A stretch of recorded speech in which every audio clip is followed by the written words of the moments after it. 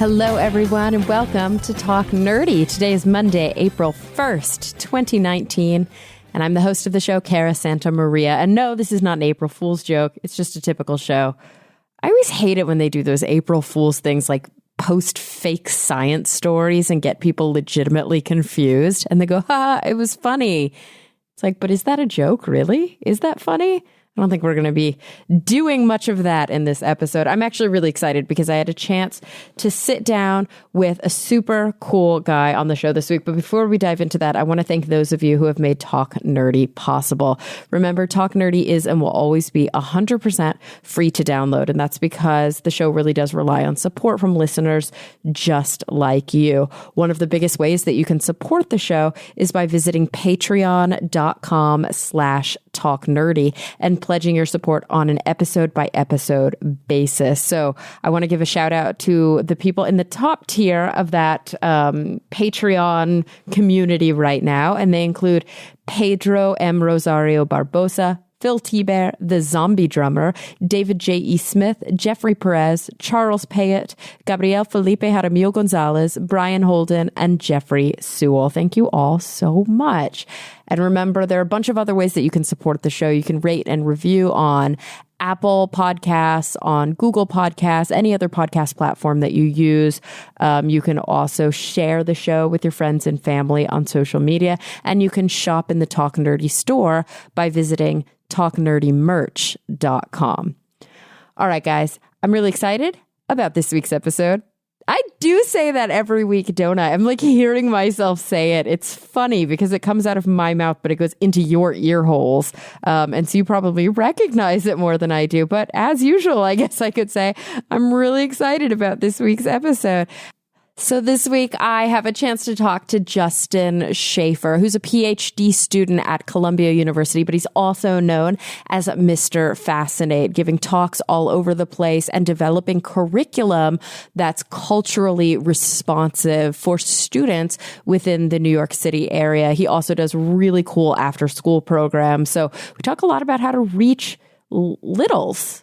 Not real littles, like, you know, middle school kids, high school kids, kind of a topic that we don't really discuss very often on Talk Nerdy. So this is a good one. I'm really excited about it. Why don't we just go ahead and, let's do it. Without any further ado, here he is, Justin Shaifer. All right. Well, Justin, thank you so much for joining me today. Yeah, thanks for having me, Cara. I'm super excited. Been highly anticipated.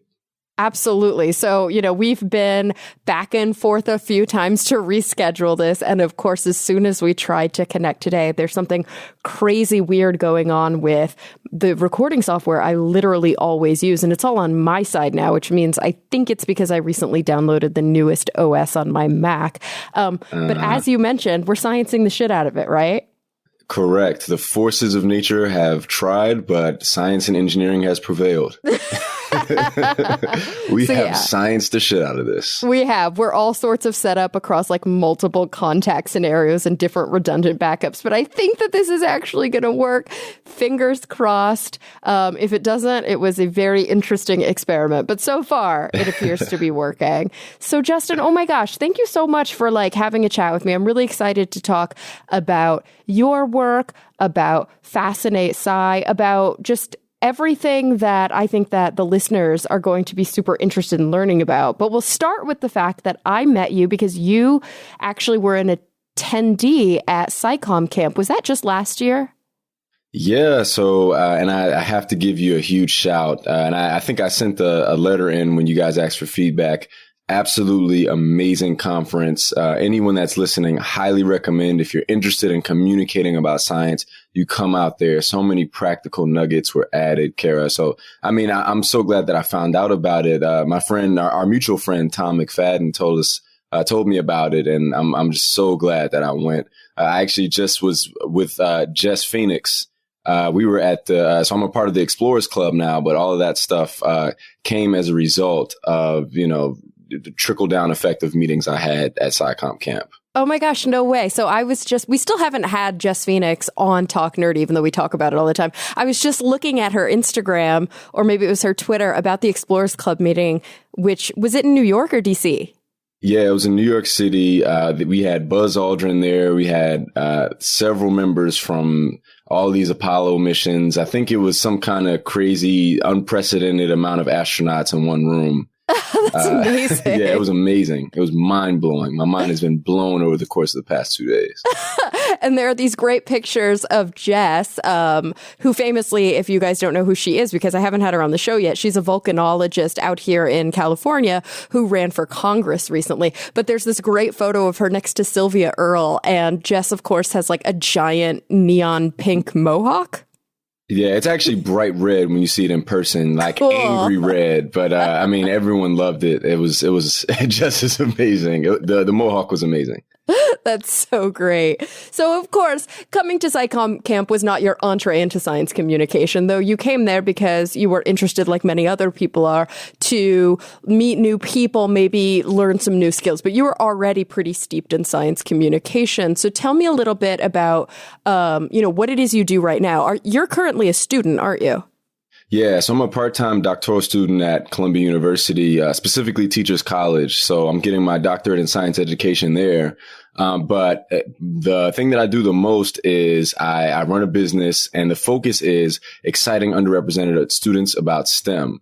So I travel all over the country. I'm a professional keynote speaker, and I also run after-school STEM programs all over New York City. But yeah, the whole goal is to open kids' eyes to STEM the same way that my eyes have been opened over the course of the past 3 days.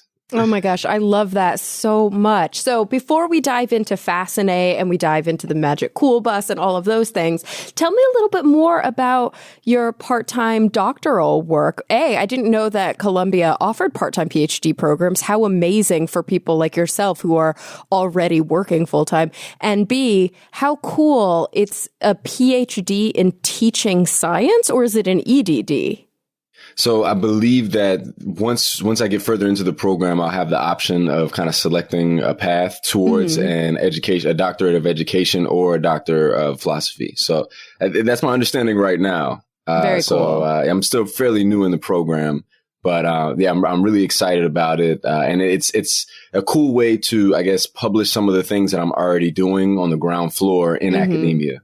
I love that. So it's not just anymore about actually doing science communication as a practitioner, which you and I and many of the guests on the show do, but it's about studying the science of the science communication. How effective is it? What can we learn about it? And how can we improve it?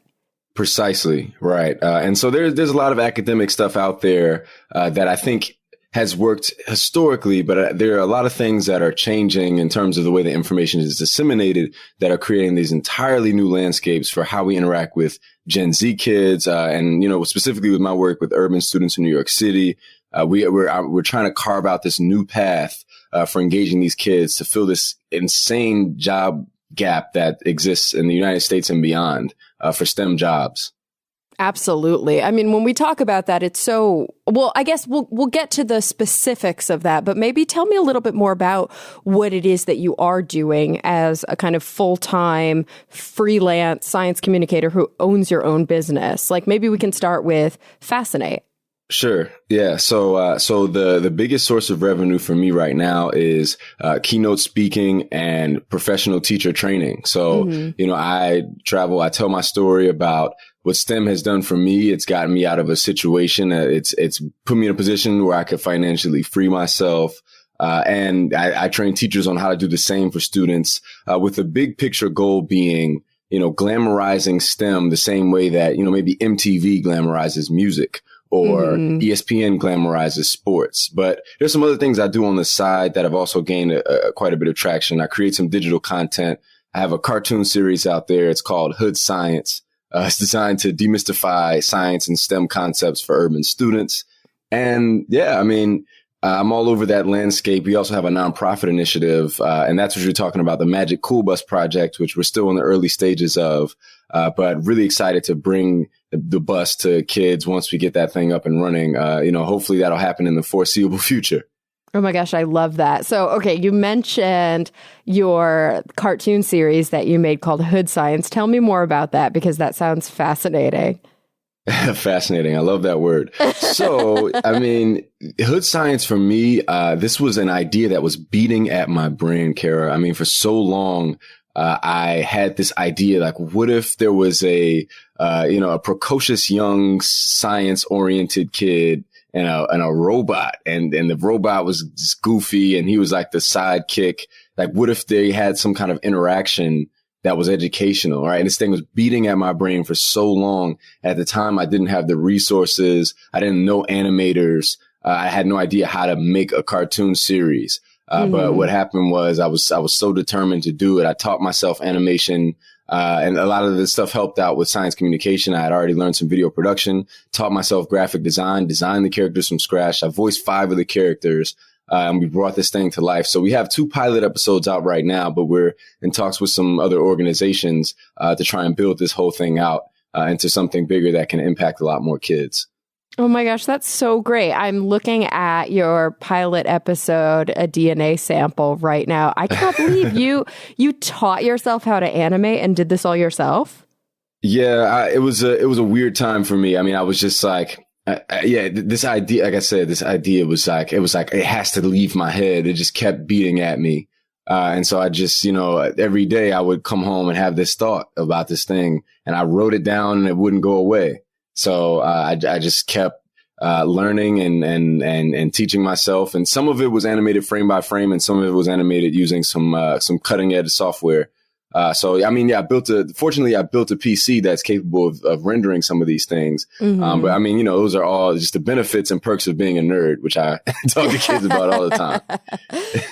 So what did you study in school prior to entering into this PhD program? Because I know you're a nerd, as you mentioned, and I know that you care a lot about STEM, but what was your path like? Yeah, so I studied marine and environmental science, and it's kind of weird because I'm the only African American kid from Chicago that I ever met that went into marine and environmental science as an undergraduate degree. But yeah, I went to Hampton University in Virginia, graduated with the highest GPA in my program. But before that, I was this, to be honest with you, Cara, I was kind of like the anti-intellectual. I was like a rebel. Growing up in Chicago, I was not exposed at all to science and to the prospect of it, but I was always interested. So, that's a big part of the story that I tell now to kids today. So this is something that I hear a lot when I talk to scientists and STEM advocates that themselves come from urban neighborhoods, especially in large cities, that themselves have, gone to oftentimes, like I did, commuter style colleges, state schools, sometimes community colleges, that within their own neighborhood, there wasn't a lot of support, or not even support, but more just like it wasn't cool to be good at school. Like you almost had to hide it from people because it was sort of like a mark on your character if you seemed to your friends in the neighborhood that you cared about school. Absolutely. Yeah. I mean, and that was the whole thing for me. I mean, I was growing up as a kid. I was going to museums, spitting fun science facts until I became about 11 years old. And, you're at the early stages of puberty. That stuff's not cool anymore. So, I started doing the stuff that was cool, which was the exact opposite. I mean, African-American kid raised by a single parent on the south side of Chicago. At the time, I just remember reading somewhere that it was more likely for me to go to jail than to graduate from college with a 4-year bachelor's degree. And so, I was on that path for a long time. But, I had a spark right before college that really just put me back on the right path. And it's something that something that I now try to replicate for kids today. So what do you owe that spark to? Did you have a really incredible high school teacher? Did you happen to have a mom who just really gave a shit? Like, where did that come from? Well, I definitely had a mom that really gave a shit. Shout out to her. She's amazing. And, honestly, I wasn't appreciative of her at that time. So, I was, she would work late and, she had her own stuff going on where she, had to keep the lights on. So for me, I couldn't always benefit the same way that folks from 2-parent households could. But what happened was I really started to understand the significance of what my grandfather did on my father's side. Okay. So, I wasn't very close to him. He had passed away when I was 12. But, right around the time where this was around, I think, my junior year in high school, I started to understand the significance of his job, which was he was an electrical engineer. And he was an electrical engineer that had a patent for an early prototype of the VCR. And so I was able to find this thing on Google, and it's this long thing with so many details that I couldn't understand it. But still, just seeing his name, the same last name as mine, on this patent, it kind of blew my mind in terms of like, wait a minute, this was what I've been interested in. This is why I'm so interested in this kind of stuff. You know, STEM has always been something that I kind of gravitated towards, and no one else around me did. But, you know, seeing him do that this was in my blood, it reaffirmed in me that it was a path that was possible for me. And I know a lot of other kids don't have that privilege. And so, you know, I kind of got my grades back together at the last minute. Fortunately, I was a good test taker, and I packed my bags and went to Virginia, and I was like, I'm going to turn this whole thing around. So, you know, I mean, once I left Chicago, but kept that Chicago mentality, I was able to just go to school and focus, and, you know, I profited from college. And, that's a story I tell to kids in the city every day, you know, in after school programs and speaking engagements and things like that.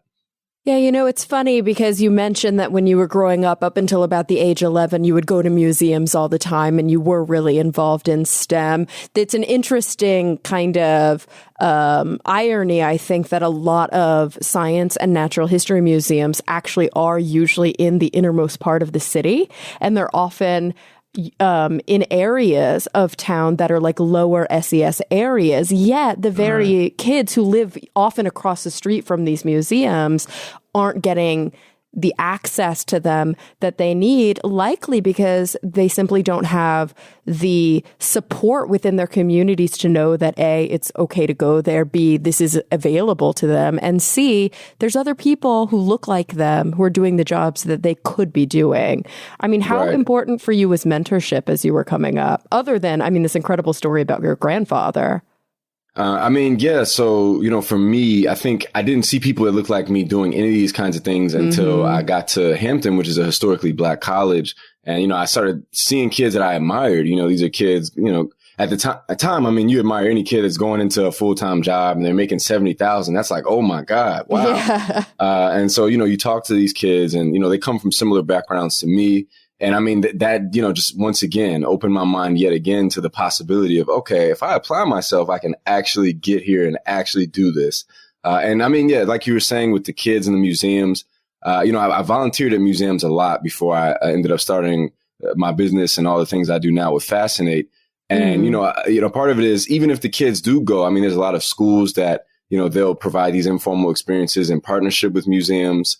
And, you know, kids will come in, but they still don't feel like the experiences for them are culturally relevant, right? They don't culturally identify with what they're experiencing. Oh, yeah, because it's such a white thing. Yeah, I mean, yeah. And almost exclusively for hundreds of years, that's what science was. And so, you know, there's still a trickle down effect of that. Is I don't think people have that intention.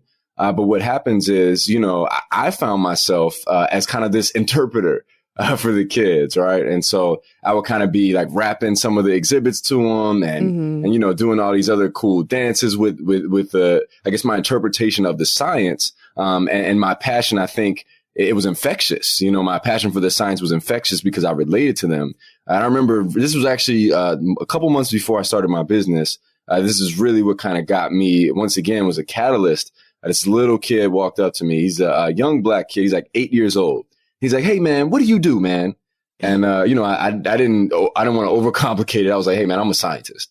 And so he's like, really? He was like, you're my uncle, man. And he gives me a fist bump. He's like, I want to be a scientist like you when I grow up. And he like hugs me and all this kind of stuff. And, you know, I kind of brushed that moment off, you know, just in the moment and thinking like, okay, yeah, he's having a good time. But later on, I was pondering that. And I was like, you know, I never had someone who was, you know, a near peer. I mean, obviously I'm not that close to that kid's age, but I never had someone that was close to my age that I could identify with that was doing something in STEM like that never, like no one ever was cool. And if they were, I didn't think they were that cool. So, I mean, you know, there's a relatability aspect of it that, you know, I think we can't say that STEM is only for the, I don't know, the info files among us anymore. That there used to be this term that was kind of problematic, the talented 10th. And I don't think we can say that, we reserve these fields for the best and brightest. That's not, the job market is going in a direction where there are more careers that are opening up besides just the number crunching analytical stuff. You need to be empathetic. You need to have interpersonal skills. You need to be creative. So all these different new types of STEM jobs that are available to kids of all types from all backgrounds with all kinds of specialties.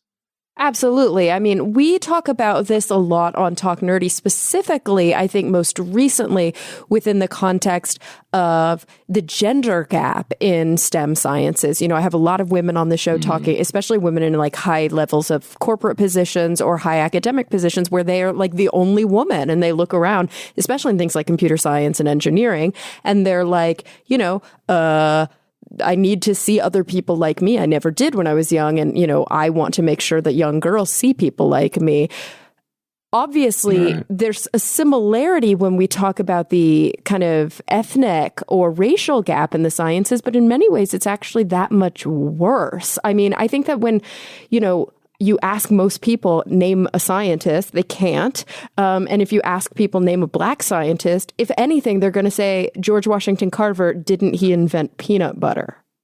Right. Mm-hmm. But there's definitely this lack, which apparently is not even true, but there's definitely this lack of cultural recognition of African-American, Latinx, immigrant, multi ethnicity scientists, even though they do exist, right? And they do exist, but for some reason, they're not some reason, I think we know those reasons, but they're not celebrated within the public eye.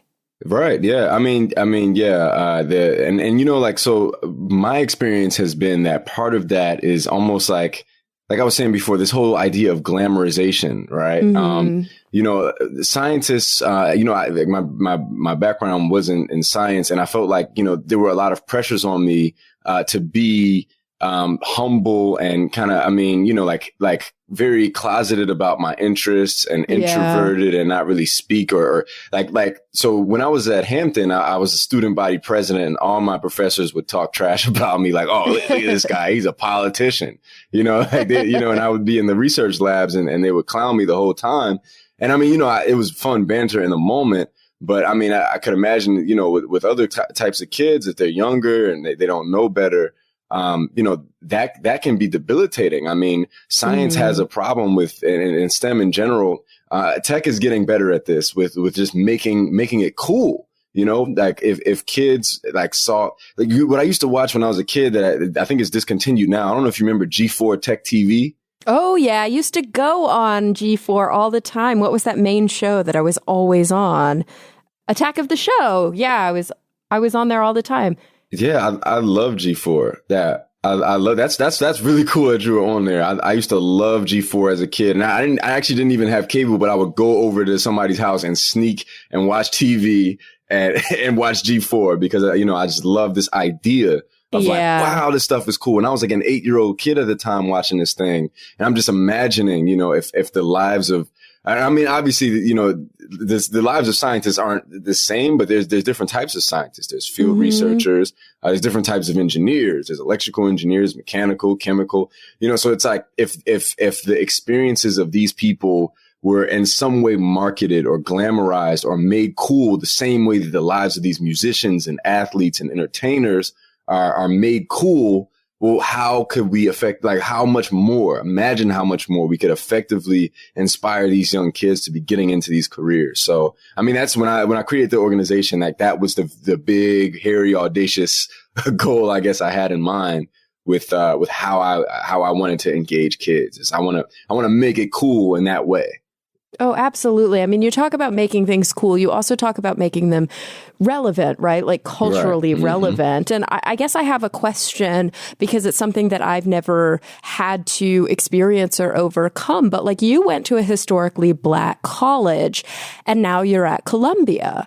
And you also are working at interfaces. You are a public speaker. So sometimes you're speaking at corporate events. Sometimes you're speaking to audiences that are, higher numbers of African-American audience members of the audience, and other times you're speaking probably to like predominantly white audiences.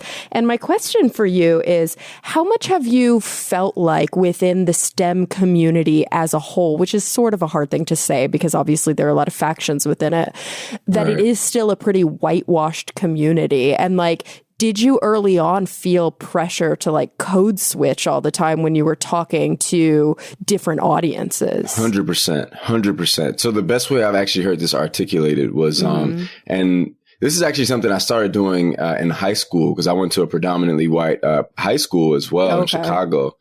And my advisor, actually, Dr. Chris Emden, he's over the science education department at Columbia. He said that a lot of kids from backgrounds like mine, they grow up believing that in order to be perceived as competent, you need to present yourself in a certain type of way and cleanse yourself of the cultural context from which you come. And I remember just reading that and like closing the book and like just thinking for 20 minutes, like my whole life I've been doing this. Yeah. And you know, like, part of it now is like, you know, some of it now has been a journey of rediscovery and unlearning. You know, like some of these things, you know, like, cause I'm at a point where, you know, I'm not completely established in my career, but, you know, at least there's some belief from some people that I'm competent at what I do. And so I'm now rediscovering, how do I identify again with my culture, with this thing that's predominantly whitewashed. And I mean, part of that has been freestyle rap battles and, you know, characters with different types of diction and, you know, like, yeah, so that's a huge thing though, Cara, 100%. I mean, still, you know, when I talk to different audiences, I use different inflections and I have to code switch. I think an advantage that a lot of young people don't realize is that, I mean, if, you know, you're essentially, if you grow up in a certain neighborhood and you go into one of these whitewashed industries, you're essentially bilingual. I mean, you know, like it was always difficult for me in high school to actually speak to a lot of the kids, because I felt like they weren't understanding what I was saying. And it took me a while to process and realize, like, in a lot of ways, I'm speaking not only like a variation of the English language, but in many ways, an incomprehensible variation that would take you like years to catch up to, just because of, you know, how long I've been inundated in the language. So, I mean, it's an amazing thing that I think a lot of young people don't appreciate. And it's a tool that I use now to engage kids that are from communities like the one I grew up in. All right, guys, I want to take a quick break to thank the sponsors of this week's episode, starting with MOVA Globes. Now, at this point, I've been talking about MOVA for the last few weeks, and I hope you can hear the true enthusiasm in my voice. This is one of those rare occasions where I've been a fan of MOVA, and I've really enjoyed my own MOVA Globe for a long time before I partnered with them on Talk Nerdy. So, as you can imagine, I was really excited when we started to talk about this partnership. If you don't know what they are, I really do urge you to go to the website. They're these beautiful rotating globes that are powered by light. And really, it's just the ambient light within the room. They don't have to be in direct sunlight by any stretch. They turn on automatically when they're exposed to that light. So there's no batteries, there's no power supplies.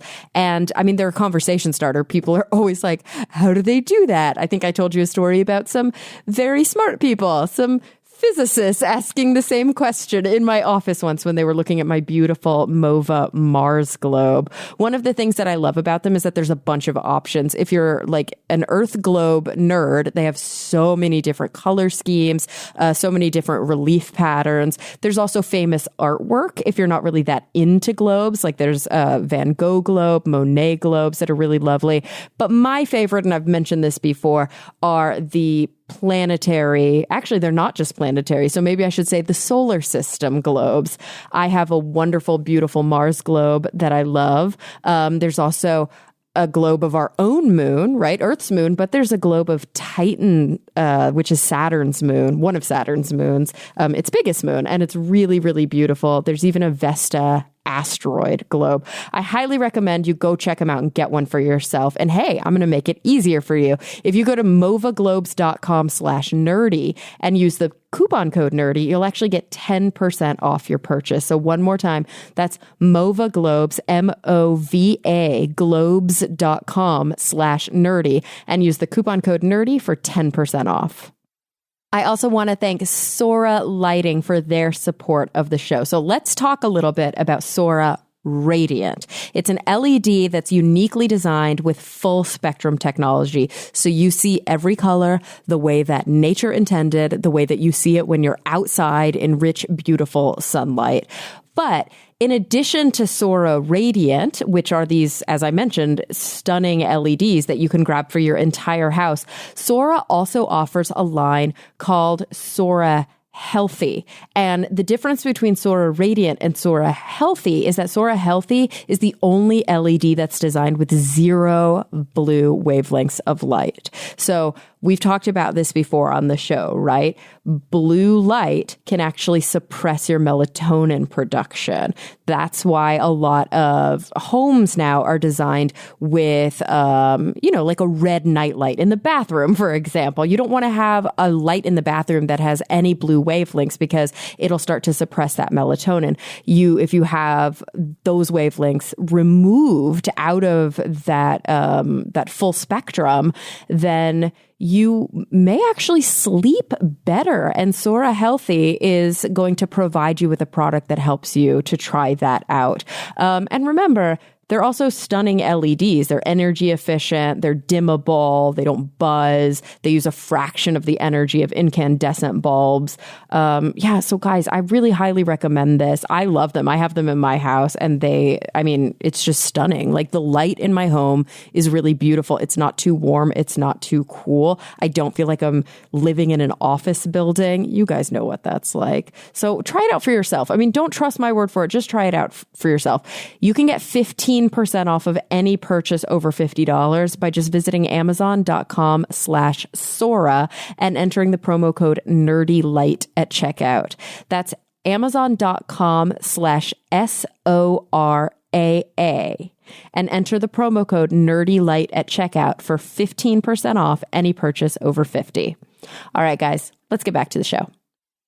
It's such an important goal, it would be so incredible to live in a society where in order to survive and even thrive within your chosen career, especially these kind of technical, high-skilled careers, you can just be you and you don't have to conform to this, as we often call it in multicultural psychology, at least this cultural ethnocentrism, that you don't have to basically act white to seem competent. How wonderful to be in an institution where researchers can speak the way that they speak, and they don't have to sound different. And that's one of the big things that we often talk about in science communication as a whole, right? Is that to be an effective science communicator, you have to learn how to talk to people, not just to your colleagues. Right. And that's everything. There's like I've come across this, I've experienced this firsthand. This isn't all scientists, but a lot of times scientists communicate with, and I don't even think they're conscious of it a lot of times, this air of condescension, to people that are outside of their field. Even I guess the term lay people has a connotation like, oh, you're a lay person. I'm going to speak lay language here when I'm talking to you. Yeah. I'm going to quote unquote dumb it down for you. Right. Yeah. So it's a very intricate balance that psychommers have to, I guess, this intricate dance that we have to choreograph. But I think, once folks get good at it, it's like you can go in front of any audience. I'm still studying that myself. I'm a student of folks like you, Cara, and like, obviously you're a veteran in the space, but I'm hoping to put my own twist on it. But, by virtue of what I personally bring to the table, for example, so I am, often on census forms, or when you go to the doctor, it asks you about your race and your ethnicity usually. And so my ethnicity is Hispanic or Latinx, and my race is white. And so I exist in the world with white privilege because I look white, regardless of my culture, regardless of how I came up, regardless of who my mother is. I look white, and I get to have all of the privileges of being white in a, white majority, although it's not white majority by the numbers, but as you know, power majority culture. Now you are Black, you look Black. And because of that, you have a whole other institutional barrier that goes beyond the culture, beyond the SES, beyond the experience growing up in a neighborhood, but physically just by virtue of the color of your skin, you are treated differently and judged differently by these institutions. Do you feel like that aspect of it is getting any better? Do you feel like it's changing at all? Are you able to utilize that and kind of flip it on its head? Yeah, so I'm pretty optimistic about it. And I will say, Cara, that, although I do look Black, I still have an element of privilege within that demographic. I mean, being a light-skinned Black male, a lot of times, I mean, there's running jokes about that. But I think that there's like a level of, I guess, the positivity I guess I don't come off as threatening a lot of times, as some of my dark skinned counterparts in social situations. And those are conversations that I've had offline with people, where, they've identified that and I've come to terms with it myself. So, in a way, I do experience some of that privilege, and I do have to acknowledge that. But I will say, like you said, I'm the type of person, I come in the situation as an optimist. I don't like to make assumptions that, because I didn't get XYZ opportunity or didn't get my foot in the door, that it was because of racism.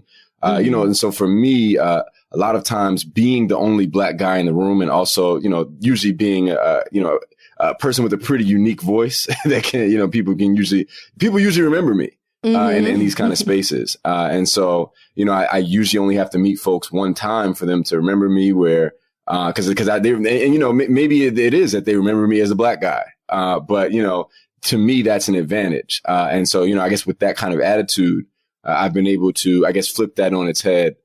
From my personal experience, I know that it's not that easy for other people. But, for me, I've been very optimistic, and I always walk into situations, and try to come in with the best merit. But, there is a philosophy. I even grew up hearing this from my mom and from family members that, if you're Black, you got to be twice as good. And so, that is something that, I go back and forth with, internally. But, a lot of times I don't think about that every day. Like, I'm going in a situation, I'm a Black guy, so I need to be twice as good. I just go in a situation, I'm like, I'm going to kill it. And, if you remember me as the Black guy with a baritone voice, cool. I'm going to use that to my advantage. So, that's been my experience. It's interesting, yeah, that is kind of that double-edged sword, because it both presents itself within job applications, applying to universities, things of that nature, but also just being safe walking down the street in certain neighborhoods, right? That I've heard this a lot from mothers of young Black boys, that, you have to present yourself as being overly non-confrontational, make sure your hands can always be seen, make sure that your face is seen, make sure that you don't follow too closely behind women or, groups of white people. Like, how horrible to have to experience the kind of pressure, the stress, the microaggressions, like all day, every day, to maintain that semblance. Yeah, I mean, that does happen. If I have a hoodie on and I'm, going to the store to grab something and I'm walking past a lady, she'll clutch her purse. I mean, it's those little things. I mean, I have been pulled over by police officers for no reason. One time I was driving a car that wasn't mine. It was a friend's car, or actually it was a family member's car. And it was kind of nice. And so, I think the assumption was, he stole his car. And so, that happens all the time.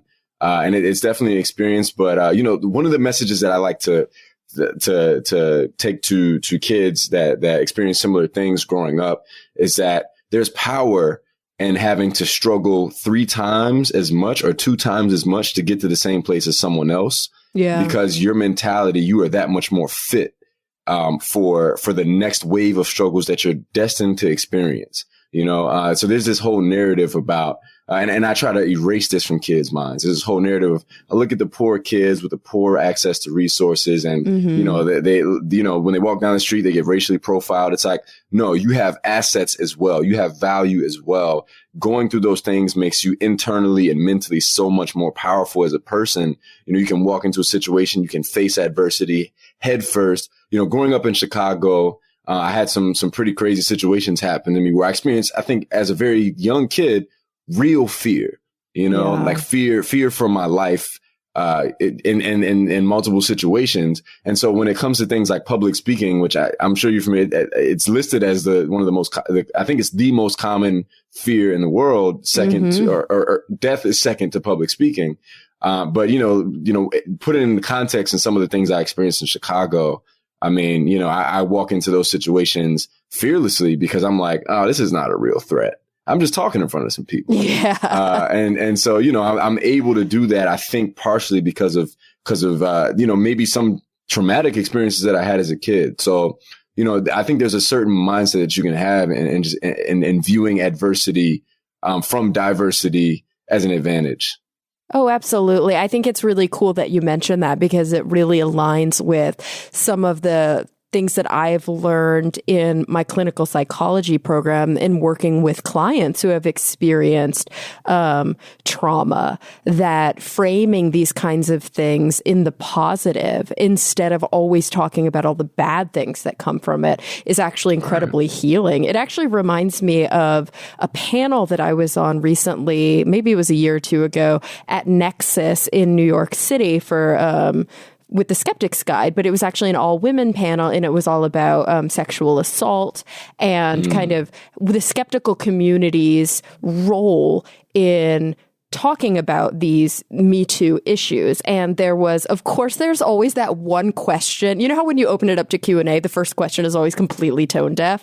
And so the first dude who came up, he was like, I think it's really important how you guys talked about, trainings and being sensitive and blah, blah, blah. But don't you think that young girls would benefit from resiliency training?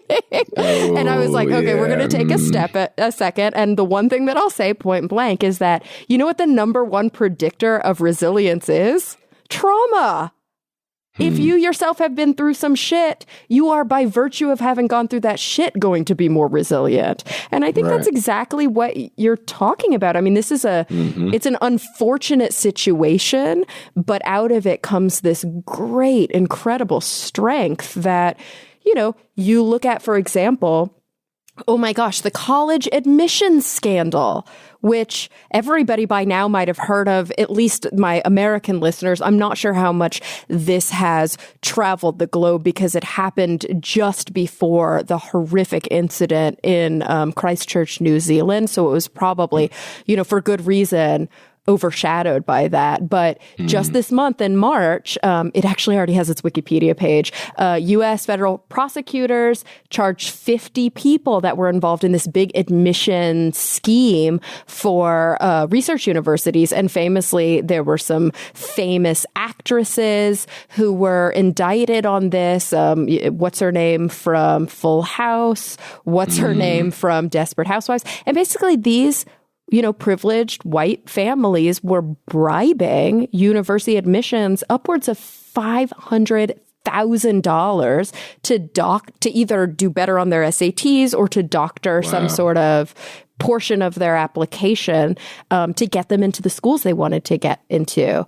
And of course, there's this backlash, right? For good reason. And people are like, how much does this highlight white privilege in academia overall? Right. It's just bananas that even the dominant privileged culture has these disgusting examples of just overt flexing, overt, like I don't even know what you would call this, gross, taking advantage of the system. And meanwhile, there are kids all across the planet who have the skills and the capabilities, but maybe they weren't cultivated or maybe they weren't nourished because so far there aren't as many people like you doing what you're doing out there as hopefully eventually there will be. There's still a need for Fascinate. Absolutely. Yeah, I mean, yeah, and I think, like, yeah, this idea of a calloused mind, kind of going back to what we were saying, like those kids a lot of times, because I mean, now that I'm in the Ivy League space, I kind of rub elbows with more of the folks that come from those kind of backgrounds where you maybe didn't have the GPA, but their dad was a lawyer that was on the board, or you know what I mean? So Yeah. It seems like. And I mean, I don't want to judge these people or anything like that. But it just seems like, they're always, I guess, I tell my story to some of them and they're always like, it's almost like they can't fathom having that level of tenacity when like, oh, this obstacle came up and this thing and this thing. And they're like, well, how did you how? Like they almost can't understand like tenacity, or like they struggle to kind of understand it sometimes. And like once again, going back to the privilege that I think kids from under, traditionally speaking, underprivileged backgrounds have is like they have that tenacity inbred and they kind of don't realize that the person that they're looking next to, they may not have that, they may not even be able to comprehend, okay, you're going to get rejected 10 times before you get to where you want to go. Whereas that's okay. That's regular.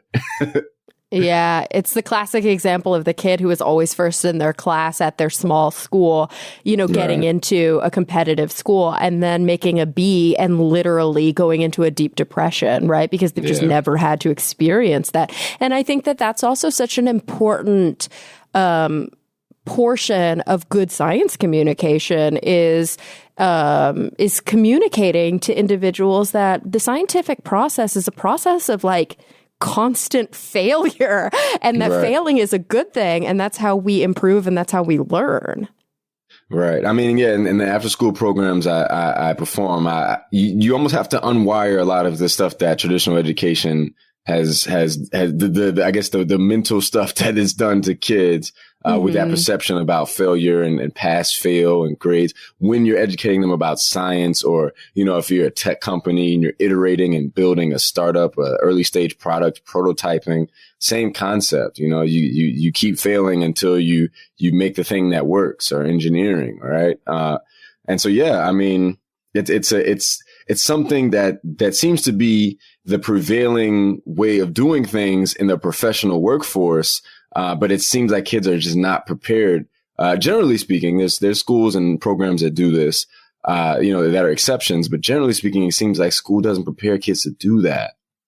Yeah, I agree. It's the curriculum is oftentimes really focused on knowledge, on information, kind of crystallized intelligence, and less so on cognitive flexibility, problem solving. In 2019. Yeah, it's pretty amazing. And the kids that, of course, have access to that. I was a very lucky, very privileged kid in a suburb of Dallas. I grew up in Plano, Texas, where I was in gifted and talented programs that were like some of the best for public school, at least some of the best in the country. So I was able to take these classes where I did logic puzzles and I competed in Odyssey of the Mind and math Olympiads. And like kids don't have access to that. That's like a rarity.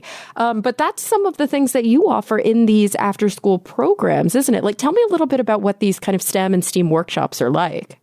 Sure. So what we do we mainly focus on middle and high school kids. And what we do is, our whole thing is kind of early stage, right? So we're before the coding programs, we're before the science research, internship, laboratory experiences.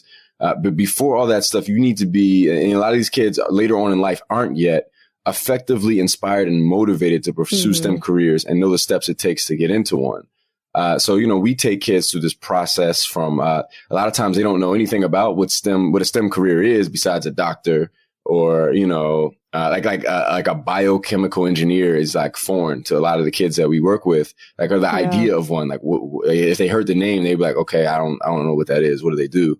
And so, through our programs, we walk kids through a step-by-step process that allows them to create an avatar for, what their ideal STEM professional would be. And it's supposed to be like the group, like if it's a group of 5, it's like a combination of all the characteristics of the group set 10 years into the future. And they write a Wikipedia page about them. They talk about, the steps that this person had to take to get from where they are sitting in their chairs, if they're maybe in the Bronx, New York, and to get to this STEM career. And usually these are 14, 15-year-old kids, so we write a Wikipedia page about a 25-year-old STEM rock star, which, informs them about the step-by-step process. And they do a project that rock star would be working on, on a smaller scale. So they could be a tech CEO, they could be a biomedical engineer.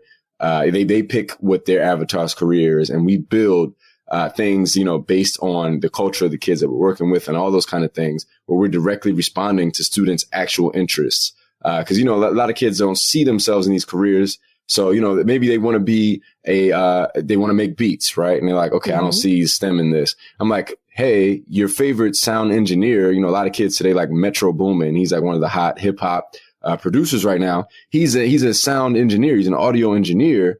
He makes beats. He engineers beats by putting together the hi-hats and the drums. So I'm like, that's a career path in STEM. That's a possibility for you. Yeah. I don't know if you realize that's a STEM career. And so, it's about opening these kids' minds. A lot of the kids like hair products, or they use them. They don't know that there's a chemist at L'Oreal making hundreds of thousands of dollars to make sure that those things are, accurately put together. And that, the right concentration of different chemicals are put together to make their hair look a certain way. So, it's all about once you said, like you said, accessibility, relatability, cultural relevance, and cultural responsiveness. Oh, I love that. That's so great. So you really are in many ways kind of like closing that cognitive loop for these kids, like taking it back to a real world product they might take off a shelf, or an experience, like an actual life lived experience, like listening to music, or, some of these kids are already doing STEM stuff that they don't realize is STEM. Like they themselves, have a sequencer at home or a synthesizer, and they're making their own music, and they don't even realize all the cool science and tech that goes into that, because kids are like super tech savvy now without even knowing. It's like second nature to them. I gave a whole TEDx talk on this. It's called How to Speak Generation Z. But one of the stories I tell in the talk was this kid hacked into the quiz. So in one of the after school workshops, I do a quiz game where the kids can play with devices. This kid hacks into my game. But like, he's like a, quote unquote, he's like trying to be bad, right? He's trying to like disrupt the class. And so his way of disrupting is not, calling out or making a noise. He's hacking into my quiz game and populating it with all these names like Fart Daddy and, your mama. And you know what I mean? Like that's his way of being bad. And, this is a kid who did not know what Silicon Valley is. So it's just like, you don't understand the capability or the potential of what you could do with these same skills that, you're trying to just be cute in class, but, you're actually doing something amazing. Oh, that's incredible. Yeah. I mean, this Generation Z is the cohort after millennials. I mean, I don't like the stereotype generations and things like that. But like from my work with that cohort of kids, I think there's some really interesting, unique insights. I think we have a lot to look forward to. So, maybe I'm still, young with wet behind the ears, but I'm super optimistic about this next generation of students. Oh, me too. I mean, the Gen Z students are the ones who are doing this global march for the climate. The Gen Z students, you're right. Like, I don't want to stereotype either. Like, because technically, I think I'm a millennial. I was born in '83, so I'm like on the tail end of the millennials. Okay, like, I'm an old right millennial. Tip. Yeah, but like, I don't consider myself anything like most millennials. I don't like to stereotype in that way. But the truth of the matter is, the young generation of kids who are in middle school and high school right now are what do you call them? They're digital natives. They grew up, with technology at their fingertips. These are the kids who old videos that their parents posted on Instagram of them swiping the fronts of magazines to try to change the page because they grew up on an iPad. And these kids pick up coding so fast, like so much faster than I think I could. This old dog could if you tried to teach me new tricks. And I think that's such a cool thing. Yeah, you know what I think else is another thing I think that's really cool about this generation is, we're millennials. I'm 24 years old. So, I was part of that social experiment that was Facebook, Twitter, Instagram. I was a teenager when most of those things came to, fruition. And, we didn't know how that was going to affect our minds. We also didn't know the power though. of, collectively organizing on these platforms. Like, everyone's doing it today. Right. But, these Gen Z kids, they're in high school and they immediately recognize. I mean, I look at things like that horrible incident in Parkland that happened, the school shooting, where those kids then like self-organized, created this whole digital campaign on the internet, got the attention of all these Congress people. And they immediately understood, they didn't wait for anyone's approval or, they didn't need anyone's recognition to start this thing, and they got it. There was, they saw our mistakes. They saw how we didn't appreciate the power of it when we were in high school. I felt like, as a funny story, my high school Twitter name was What That Booty Do. Just to give you an idea of how different I was. So, I mean, that's how I was using Twitter. To give you some insight. But, these kids, they're amazing in their ability to self-organize, and even like social media etiquette, like they get these things. Yeah. A lot of it. So. Funny story. Twitter didn't exist when I was in high school. But no, it is true. These kids, like, you watch Frontline episodes about privacy and convenience, and you learn an awful lot about how large corporations are monetizing our preferences online and basically buying our interests in an effort to be able to market to us. And like older people like me watch these things and learn about these things, and we're just horrified. And younger people are like, yeah, whatever. I'm just going to game the system and like make that money myself, which is such a cool thing to see them do. They're like, oh, I'll just monetize my own Instagram and I'll be like making cash money when I'm 14 years old. So that's like a cool change as well, is that not only are they savvier when it comes to coding, when it comes, like you said, to social media ethics, but also when it comes to understanding that the future is such that they may be freelancers. And even if they work in a scientific outfit, it might be a startup. It might be that they have to have 3 different jobs. Gone are the days of being lifers at a large multinational corporation. At least for a lot of people. And so they're also learning not just these science skills, but these business skills that are really necessary. Right. Yeah. I mean, and I will say that the access to that knowledge is not equitable right now. Yeah. And so, there's some amazing things happening, with the information age, right? This whole idea of this, democratization of information is that everyone has access to Google now, so everyone can find any information and learn anything they need to learn. So there's no excuses. But, there's some kid, I mean, you still have to spark a certain interest in a certain direction for someone to know which things to search for, which search criteria to input. So, that's still, and while that may seem like a small thing, I mean, the amount of exposure that kids have is directly, I think, dependent on, what they end up searching for and teaching themselves. A lot of educators now are trying to figure out how to game this whole self-directed learning thing so that kids can master skills at a young age. And that whole process is not completely equitable yet. And it's something I work with my students to help to alleviate in some ways. You're absolutely right. And it's the same thing when it comes to media literacy. It's the same thing when it comes to, just basic cognitive flexibility and critical thinking skills. I mean, you could look at this decades and decades and decades ago and say the same thing about public libraries in inner cities. Yes, like access to all of the books that you could possibly imagine do exist in large cities. Yet, if a kid is not interested in pulling a book off the shelf and wouldn't even know where to begin and doesn't understand the Dewey Decimal System, yes, for the millennial listeners of the show, that is a thing. You can read about it on Wikipedia. It's the same thing, and it's just recapitulating itself in the digital age. None of those Wikipedia pages are relevant or useful if you're not going to read them. And so, like you said, to spark that excitement, which is like one of the most fundamental things that you do in these after school programs, in doing the TED Talks that you do, it's just the most important thing. And then after that, then you can kind of hone those skills a little bit more. I have to ask you, because you mentioned before that you did your undergraduate degree in marine and environmental science. And I'm of the mind that once a scientist, always a scientist, even if you're not currently practicing science, because you're utilizing all of those skills. So now, of course, you're studying science education. And of course, you're doing these kind of inspirational and educational outreach programs in STEM and STEAM.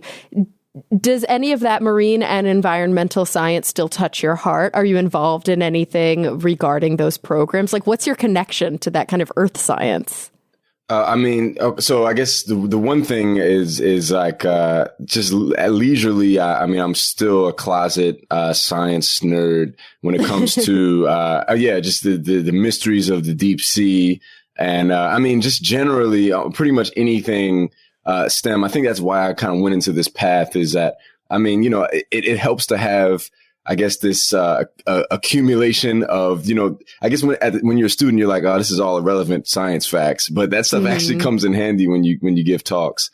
So I recently, like I was telling you, I recently joined the Explorers Club. And, these are, for any listeners that aren't aware, these are folks that are pushing advancement of human exploration, whether that be space, whether that be terrestrial, whether that be marine. So, a lot of those folks have a background in marine science, and it kind of, they just had an event these past weekend, and I met with some of the folks, and a lot of those interests got re-sparked. To be honest with you, Cara, I don't remember a lot of the jargon. Like it took me a second to recall. I could hear it and remember it, but if I'm having a conversation about it, it's kind of a delayed.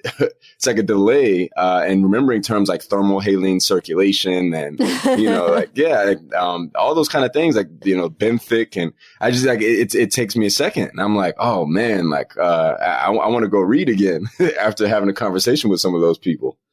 I love that. That's so great. Oh my gosh. Isn't it fun that, one of the great things that comes along with working in a STEM field, in addition to all the other things that we talked about, is being able to find yourself in the room with really inspiring people, often from different disciplines than your own, and to be able to be re-inspired over and over again throughout the course of your career. Like, it really is an exciting mental exercise to be involved in STEM. Yeah, I become a child again. Like I'm in an informal science education class at it's a New York museum, the American Museum of Natural History. And they started talking about fish, and I was like the giddy kid and sitting in the front of the class, like raising my hand every time to answer every question. And they're like, Justin, all right, you got to stop answering questions. We need some other. And I was like, oh, wait a minute. And these are like high school kids I'm sitting in the class with. So I definitely had to tone it down a little bit, but I love that. Once a scientist, always a scientist. and one thing that you mentioned kind of early on in the conversation that I unfortunately think I glossed over a little, and I'd love to just come back to it as we're getting close to the end, is this conversation about equity and about, even bigger than that, this conversation about the fact that like the world is now a high-tech place, and the amount of available career opportunities is much larger than the number of qualified professionals to plug them in. So it's kind of just like ripe for the picking for kids to go into STEM careers. If they don't, they're kind of doing themselves a massive disservice. Right. And that's something I started to foresee. When I was doing these programs in museums, I'd see some of these statistics, and then I'd go home and I'd Google some stuff. I'd see things like all these hundreds of thousands of job openings that are happening over the course of the next few years. But they're like almost exclusively in STEM careers. I think STEM jobs are growing 5 times as much as non-STEM jobs right now. Don't quote me on that, because that might be kind of an old one, an old statistic. But it might be even more than that. And they also pay better too. Right. They pay significantly better. And, that's actually one of my things. I'll start a speech sometimes. I'll be like, all right, who likes to make money? 100% of the kids, raise a hand. I'm like, okay, who wants $20,000 in 2 months? And they're like, oh, I want that. And I'm like, okay, well, the average family in your city makes this much. This is how much an engineer makes. you know, and they're, ooh, you know, so, I mean, that's definitely a selling point. I mean, that's obviously money's not, I don't think any kind of motive to sustain someone in a career. I think more important than that, like I keep going back to is it always has to be cool and glamorized and something that from a young age is like a part of them that's stimulated, when they experience this STEM thing. And, you know, a lot of kids, in the communities I serve now, they miss that. They lack that. I was a kid that, you know, in a lot of ways I lacked that opportunity. So, you know, I think it's a huge, huge opportunity, for kids, that would be, like you said, a missed opportunity if they don't at least pursue or go down the path of exploring those interests. Absolutely. So, Justin, you know, I always close out my show by asking my guests the same two questions. And I'm really interested in your take on these two questions because I don't know if we've discussed them yet on the show or not. So they're kind of big picture. Are you ready for them? I think so. All right. So I want you to think about the future, and you can think about it in whatever context is relevant to you. It could be your own personal or vocational future. It could be a societal future, a global future, maybe even the future of the kids that you do outreach work with right now. And I want you to tell me, on the one hand, what is the thing that you're most kind of pessimistic, maybe even a little bit cynical about? You know, what keeps you up at night and is really worrisome to you? But then on the flip side of that, what are you genuinely optimistic about? What are you actually really looking forward to? All right. So, I think my answer might be the same for both. I love that. Two sides of the same coin. Yeah. Maybe I'll reword it the second time. But, you know, I think I'm most pessimistic about the hubris of humanity. You know, and us we always move towards convenience, to the point where we're destroying our planet. To the point where we're making it more difficult for the next generation, to the point where we prefer advancement over considering how those advancements will affect people and AI. So, I mean, you know, that, and, you know, obviously there's outside factors, like an asteroid could come at any minute. Well, we only have a little bit of advance notice, right? What is it? Like true. A few months, before we, you know, that we can predict. Better for an asteroid than for like an earthquake, but also probably could do a hell of a lot more damage. Right. And I mean, I think that's part of humanity's hubris, is that I guess we don't prepare for those kind of things because convenience and other kinds of advancements are far more important and prioritize war, you know? But in the same token, I think I'm very optimistic about the same qualities, you know, like that desire to explore the unknown, to become a spacefaring civilization, if you will. And, you know, to see the potential of where AI can take us, the first, maybe sentient artificial intelligences, but even before that, like this idea that you could upload your consciousness to a cloud. I mean, these are, you know, ideas that are probably a couple decades off at this point. But you know, part of humanity's hubris to blindly walk into situations and be like, I don't know, but this looks cool, I'm going to try it. I mean, I think it's kind of what draws a lot of us to science.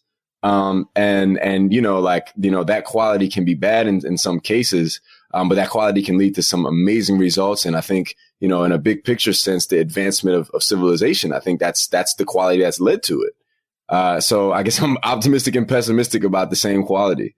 I so agree. And of course, we see it so much too, reflected in the young people that we've been talking about, who are maybe a little bit naive, but because of that, they're able to solve problems in a way that they're not constrained by, you know, the social ramifications that we've been constrained by. They haven't basically learned the bad habits that we've learned that teach them, no, you can't do it that way. And so that's a really cool outcome of exactly what you're talking about. Gosh, Justin, this has been such a fascinating chat. Before you go, will you let us know like what you're working on now, if there's anything new in the pipeline, anything that we can look forward to?